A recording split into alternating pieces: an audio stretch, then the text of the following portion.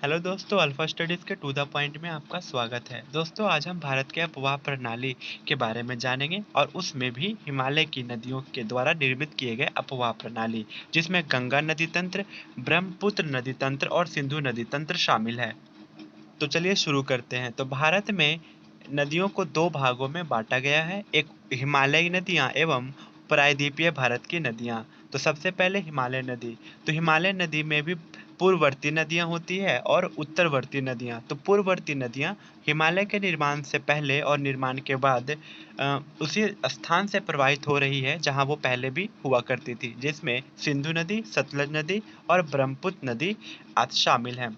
उत्तरवर्ती नदियाँ में हिमालय के उत्थान के बाद जो नदियाँ प्रवाहित होती है उसे उत्तरवर्ती नदियाँ कहलाती है और इस नदी तंत्र में गंगा नदी तंत्र, ब्रह्मपुत्र नदी तंत्र और सिंधु नदी तंत्र शामिल है। यानी हिमालय की नदियों में तीन नदी तंत्र शामिल है, जिसमें गंगा नदी तंत्र, ब्रह्मपुत्र नदी तंत्र और सिंधु नदी तंत्र हैं।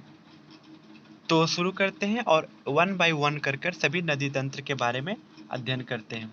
तो सबसे पहले हम लोग सिंधु नदी तंत्र के बारे में पढ़ेंगे।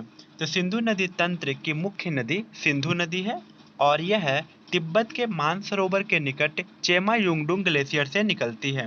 यह लद्दाख और जास्कर श्रेणी के बीच उत्तर पश्चिम दिशा में प्रवाहित होते हुए पाकिस्तान में अरब सागर में जाकर मिल जाती है। उसके बाद गंगा नदी तंत्र।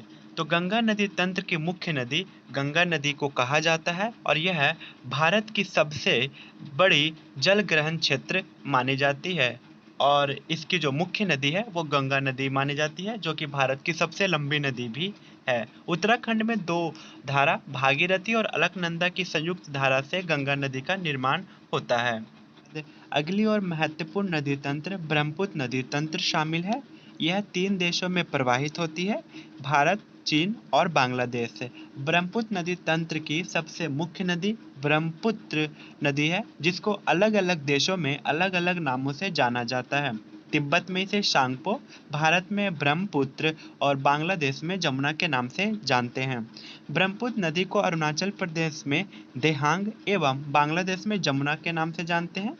ब्रह्मपुत्र नदी तिब्बत में स्थित मानसरोवर झील से निकलती है और यह हिमालय के साथ पूर्व में बहते हुए नामचा बरवा के समीप दक्षिण की ओर मुड़कर अरुणाचल प्रदेश में प्रवेश करती है। तो ये थे भारत के हिमालय की नदियों के द्वारा निर्मित किए गए अपवाह प्रणाली। अब अगले वीडियोस में हम प्रायद्वीपीय भारत या उनसे उनकी नदियों के द्वारा तैयार किए गए अपवाह प्रणाली के बारे में जानेंगे, जो कि इस सीरीज का 9th पार्ट्स होगा। तब तक के लिए थैंक यू सो मच।